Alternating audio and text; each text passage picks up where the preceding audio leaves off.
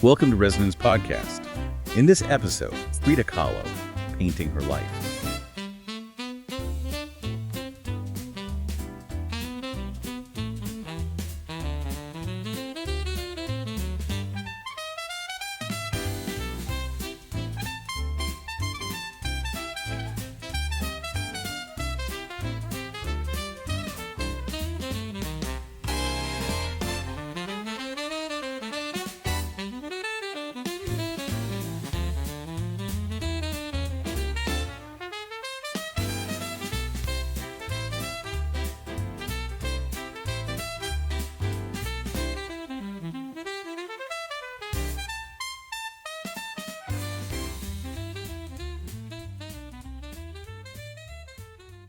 Frida remains such an instantly recognizable figure, not just for her, striking self-portraits and the raw emotion in her art, but also for that vibrant use of color. Indeed. And her significance, it really goes far beyond just her artistic talent, doesn't it? Her profound embrace of Mexican and indigenous culture.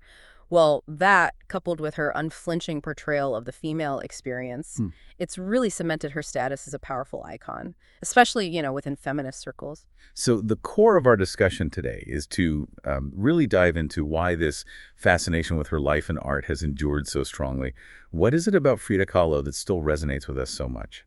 That's precisely the question we'll be exploring. We can start by looking at her biography, her life story, then maybe move into her artistic career, talk about her lasting influence. We can maybe even suggest some further reading later if folks want to learn more. But yeah, let's start with her origins. Okay, so Magdalena Carmen Frida Kahlo y Calderón, born July 6, 1907, in Coyoacán, which was then a suburb of Mexico City. Her family background is really key here, isn't it, to understanding her identity? Absolutely. Her father, Guillermo Kahlo, he was a photographer. He'd actually immigrated to Mexico from Germany. Now, Frida sometimes mentioned Jewish or Hungarian roots on his side, but, historical records seem to suggest a German Lutheran ancestry is more likely. He was born Carl Wilhelm Kahlo, actually, but changed his name when he got to Mexico. And her mother, Matilde Calderón y González, she was Mexican, right? Primarily indigenous and Spanish descent. And a devout Catholic, which is an interesting contrast. Frida was the third of 4 daughters, plus 2 older half-sisters from her father's first marriage. Right. And they all lived in La Casa Azul, the Blue House in Coyoacán. Her parents had owned it since 1904, I believe. It was Frida's lifelong home. And now it's the Museo Frida Kahlo, which really underscores how significant that place was for her. What's so compelling, I think, is how this mix, this fusion of European and Mexican heritage became such a central theme for Frida. Something she explored quite explicitly in her art. This duality gave her a unique lens, didn't it? Yep. Influencing the themes, the symbols, everything. That's a great point. Like her choice to wear the traditional Tijuana clothing while also engaging with, European artistic styles, it feels like a deliberate commentary on that very intersection. And her father being a photographer. You can't overlook that. Definitely not. It undoubtedly shaped her artistic eye, gave her an early appreciation for composition, detail, and just the power of visual representation, really, how images can represent the self, which became so crucial for Frida. But, her early life wasn't easy. It was marked by some significant challenges. Indeed. Polio at age 6. That affected her right leg, left it thinner, gave her a permanent limp. It's quite remarkable, though, that her father encouraged her to do sport soccer, even wrestling for recovery. It really speaks to his commitment, doesn't it, to her well-being, her resilience. Then, 1922, she enters the Escuela Nacional Preparatoria. And initially, she wanted to study medicine. Which is fascinating, given how central the human body became in her art later on, that early fascination. Exactly. But then, at just 18, that devastating bus accident, the severity of her injuries, a broken spinal column, pelvis, leg. It caused her lifelong pain, countless medical procedures. It just fundamentally changed her life's path. And it was during that long recovery period, right, that she really turned to painting. Yes. It became, partly an outlet for all those intense emotions, but also just a way to occupy her time while she was convalescing. So in many ways, this personal tragedy really laid the groundwork for her art. It's almost like the physical limitations forced that intense focus onto her own body and her paintings, self-examination born from necessity. It really becomes impossible to separate her art from her physical suffering, doesn't it? That chronic pain, the limitations, they became such powerful recurring themes. And then, of course, there's Diego Rivera. Precisely. Her relationship with him is, well, central. She sought him out initially, didn't she? As an established painter, asking for his opinion on her work. And they married in 1929, despite her mother really disapproving. And their relationship was, well, unconventional is putting it mildly, famously turbulent, lots of affairs on both sides. They even got divorced in 39, only to remarry a year later. It shows just how complex that connection was.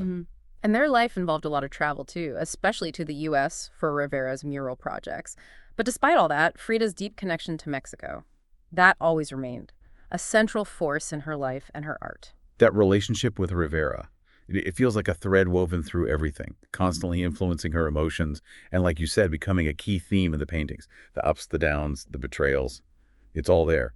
So, okay, we've looked at her early life. Let's shift now to her art itself, how her style developed, who influenced her. Right. So early on, Frida definitely showed an interest in art. She even got some drawing lessons from a friend of her father's, Fernando Fernandez. Her first interests were actually more towards European artists, Renaissance masters like Botticelli, Bronzino. And she was also drawn to some avant-garde movements like Neue Sachlichkeit, that German new objectivity and Cubism. And you can see that in her first known self-portrait, right? That one from 1926, Self-Portrait in a Velvet Dress. Exactly. It reflects those influences. You see echoes of maybe 19th century Mexican portraits, but also those Renaissance masters. It really marks the start of that lifelong journey of self-exploration through painting herself. But then there's a shift, isn't there, after she moved to Cuernavaca with Rivera around 1929? Yes, a significant shift. She becomes much more inspired by traditional Mexican folk art popular, which is so rich in cultural meaning, often depicting daily life, spirituality. So how does she start incorporating that? What changed in her work? Well, we see her moving away from, say, traditional perspective. Yeah. She starts blending pre-Columbian and colonial elements. And this is also when she really embraces the Tijuana dress. That vibrant, symbolic clothing becomes her trademark. It was such a powerful statement, wasn't it? About her Mexican identity, her artistic beliefs. And she didn't just wear the clothes, right? She actively collected art popular. Oh, yes. She was an avid collector. That traditional folk art was a constant source of inspiration for her. Okay, now what about surrealism? Because people often link her to that movement. That's an interesting point. Andre Breton, who is sort of the leader of the Surrealists, he definitely considered her one. She even took part in an international Surrealism exhibition in 1940. But she famously pushed back against that label, didn't she? Yeah. Saying she painted her reality, not her dreams. That's the crucial distinction she made. Yes, her work has dreamlike images, lots of symbolism, stuff that might look surrealist. But fundamentally, it was grounded in her lived experience, her tangible reality. Very different from the surrealists exploring the subconscious mind. So while Breton saw her through that surrealist lens, she insisted, no, this is my reality. Okay, so if we try to sum it up, what are the key characteristics of her unique style? It's really this incredible blend, isn't it? You've got that sort of naive folk art feel, mixed with elements that feel surrealistic, but it's all deeply rooted in her personal story and her Mexican heritage. Her work is intensely autobiographical, mixing realism and fantasy to show us her inner world. And the colors, they're just so vibrant, so powerful. Absolutely. Those vivid colors, they come straight from Mexican folk traditions, and they really amplify the emotional impact. Then there's this symbolism, a dramatic symbolism drawn from Mexican culture, mythology, her own life experiences, and the themes we've touched on. Pain, suffering, the body. Her physical and emotional wounds, they're always there. I remember reading some early works were on metal sheets. Yes, that's right. Small-scale metal sheets. It was a deliberate nod to Mexican votive paintings. There were tableaus, those small devotional paintings people made to give thanks or depict miracles. She also experimented beyond canvas etching, frescoes, and of course, the mirror, essential for her self-portraits. It really feels like every part of her style tells a piece of her story. Let's dig into those stories a bit more, the recurring themes, starting with identity. Identity is huge in her work. Her exploration of Mexicanidad, her Mexicanness, it's unmistakable. You see it in the traditional clothes, the indigenous symbols, the folklore she weaves in. She really championed her heritage. And also that mixed heritage we talked about, European and indigenous, that duality wasn't just biographical, it created a tension in her work. Exactly. And beyond culture, she was also asserting her identity as a woman, as an artist, often challenging the traditional gender roles of the time, both in her paintings and how she presented herself. Then there's the theme of the body, which is so present, often quite visceral. Yes, she portrayed her own body with such unflinching honesty, didn't shy away from physical imperfections, the scars from the accident, even the medical corsets she had to wear. It was incredibly direct. And she explored female anatomy, too. Yeah. Themes like fertility, miscarriage, childbirth. Very personal experiences for her. Which leads us right into the theme of pain, doesn't it? Absolutely. Hmm. The physical pain from polio, the accident, it was a constant reality for her. And you feel it so strongly in the art. And layered onto that was the emotional pain. The turbulent relationship with Rivera, definitely. But also other personal struggles, like her difficulties having children. And art became this incredible way for her to process it all, didn't it? Transforming that suffering into these powerful visual stories, almost like therapy on canvas. Precisely. It seems like the act of painting was a way to confront it, maybe make sense of it, a kind of creative transformation of anguish. And we can't forget how deeply rooted her work is in Mexican culture. No, definitely not. That connection is just fundamental. From the colors echoing folk art to incorporating symbols from pre-Columbian times, Aztec mythology, Mexican folklore, it's all woven together. It feels like she was constantly in dialogue with our own cultural identity. It really does. Okay, let's maybe look at some specific iconic paintings. Talk about the symbolism, starting with the two Fridas. Right, the two Fridas. Painted in 1939, the year she divorced Rivera, it's one of her most recognized pieces, a double self-portrait. Two distinct Fridas sitting side by side. And the clothes are so different, aren't they? One in traditional Mexican dress, the other more European. Yes, that contrast is often read as representing her dual heritage, European and Mexican. But given the timing, it's also widely seen as reflecting her emotional state after splitting from Rivera, maybe different parts of herself she was grappling with. And that central image, the exposed hearts, connected by that blood vessel. Mm-hmm. It emphasizes this deep connection between the two aspects of her identity, suggesting they're linked, inseparable, despite the differences. A powerful visual metaphor for her inner turmoil, perhaps. Okay, another one packed with symbolism. Self-portrait with thorn necklace and hummingbird from 1940. Oh, absolutely. Just dripping with symbolism. She's wearing this necklace made of thorns, and it's actually piercing her skin, drawing blood, and hanging from it, a dead hummingbird. Such a striking, unsettling image. The thorns obviously suggest pain, right? Generally, yes. Yeah. Physical and emotional pain. And the dead hummingbird, often interpreted as lost love, maybe hopelessness. Very potent symbols. And she often includes animals like the monkey and the black cat in this one. Exactly. They pop up frequently.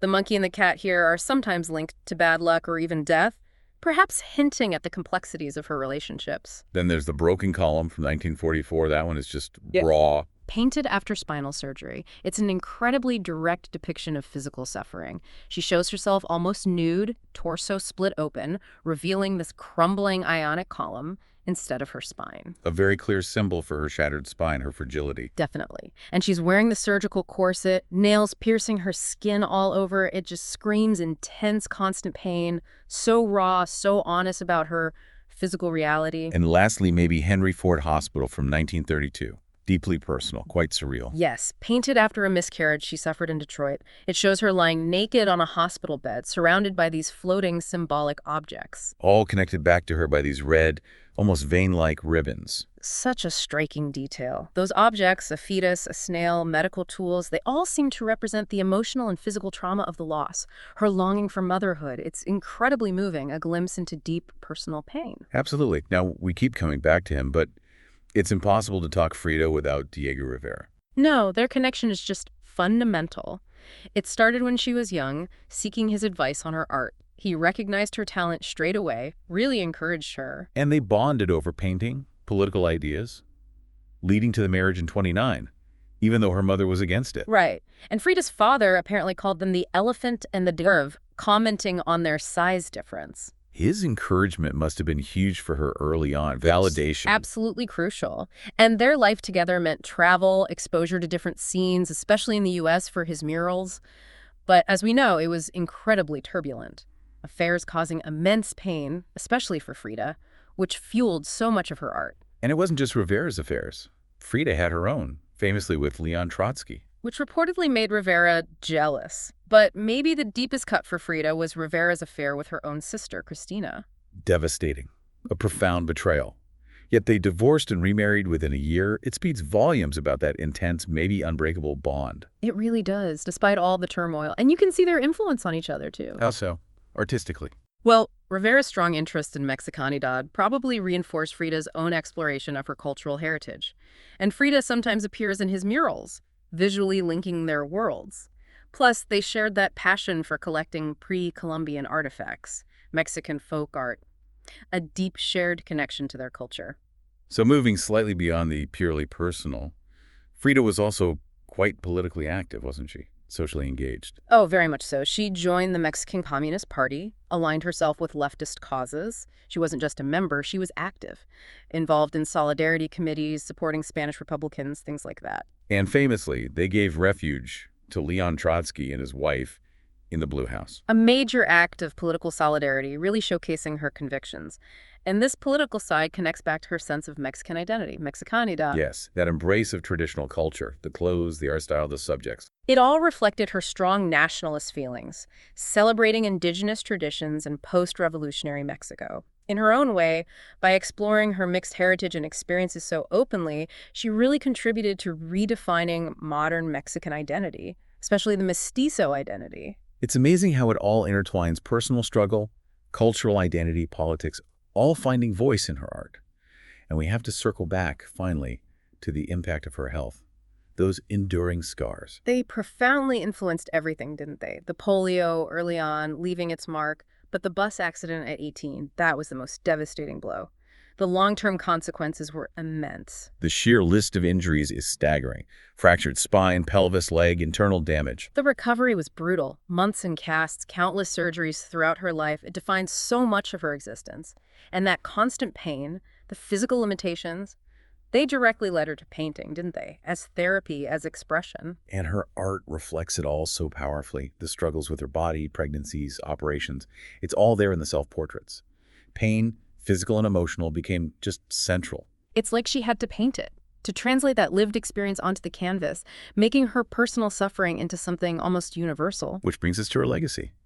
Why she still resonates so powerfully today. Her impact really does go way beyond just the art world. Her honesty, her way of exploring such personal themes, it's resonated deeply, especially with feminist and LGBTQ plus communities. She's become this symbol of resilience, hasn't she? Yeah. Confronting pain, challenging norms with such honesty. Absolutely. And her work feels so relevant still in discussions about identity, gender, culture, and the Blue House, the Museo Frida Kahlo.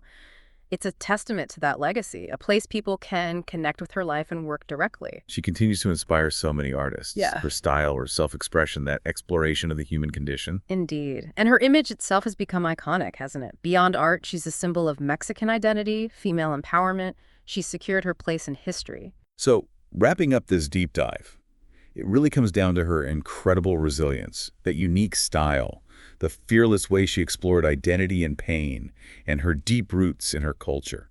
That's why she endures. And what's so fascinating is how those intensely personal struggles were transformed into art that speaks to so many universally. Which maybe leaves a question for our listeners. What parts of Frida Kahlo's story hit home most for you? And how does her art maybe challenge your own perspectives on life, pain, identity? It's definitely something to think about.